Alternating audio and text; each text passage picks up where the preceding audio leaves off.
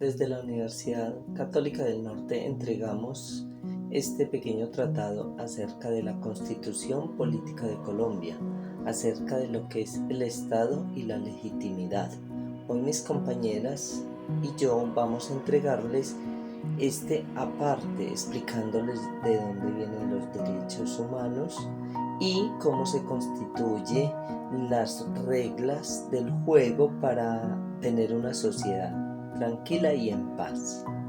La Constitución Política de Colombia es la ley máxima y suprema de un país o estado. En ella se especifican los principales derechos y deberes de sus participantes y define la estructura y organización del Estado. La versión final quedó compuesta por 380 artículos definitivos y 60 transitorios. Se organizaron en 14 títulos. En su preámbulo da sentido a los preceptos constitucionales y señala al Estado las metas hacia las cuales debe orientar su acción. En la Constitución nos hablan de los principios fundamentales, de los derechos, las garantías y los deberes de los habitantes y del territorio, de la participación democrática y de los partidos políticos, de la organización del Estado, de la rama legislativa, de la rama ejecutiva, de la rama judicial, de las elecciones y de la organización electoral, de los organismos de control, de la organización territorial, del régimen económico y de la hacienda pública, de la reforma de la Constitución y por último de las disposiciones transitorias. En Colombia, la Constitución Política de 1991 es nuestra ley máxima que nos rige. Fue elegida y propuesta por todos los colombianos, es la norma de normas. Los derechos y los deberes en Colombia están divididos en persona, en familia y en sociedad.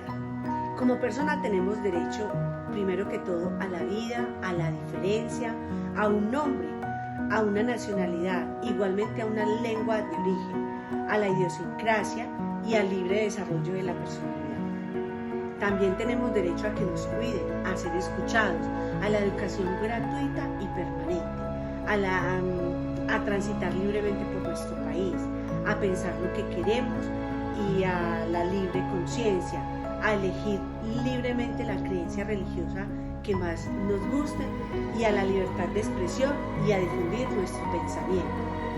En sociedad tenemos también derecho a hacer agremiaciones, a asociarnos, a tener sindicatos. También tenemos derecho a la democracia y a aprovechar los recursos naturales que tiene nuestro país. En familia tenemos derecho a la igualdad, al respeto, a hablar y a ser escuchados, además de dar nuestras opiniones y pensamientos.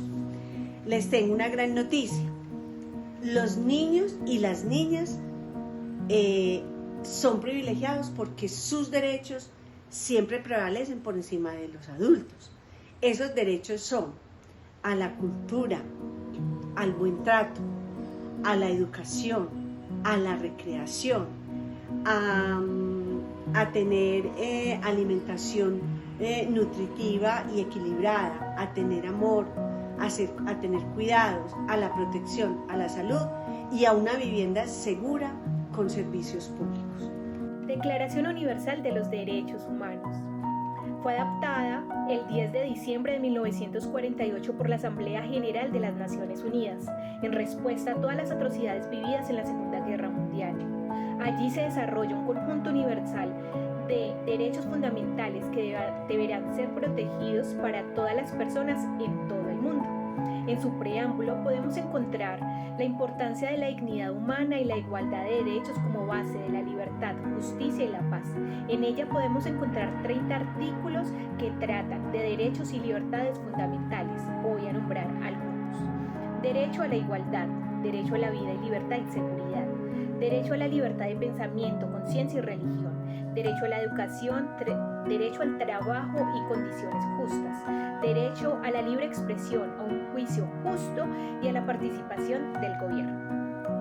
Bueno, vamos a hablar un poquito de reconocimiento de y entre los derechos.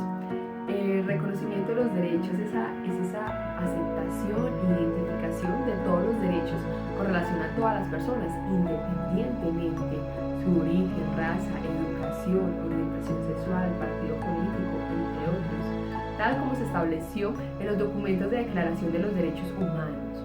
¿Y qué relación tienen de y entre los derechos Los derechos están relacionados entre sí, no son derechos aislados, por lo general se complementan entre sí. Como por ejemplo, el derecho a la educación está relacionado con un derecho social y económico. Cada estado encuentra en sus leyes y en la interacción con todos sus ciudadanos la legitimidad al poder hacerlas de una forma democrática, participativa y en la cual todos tienen derechos y deberes.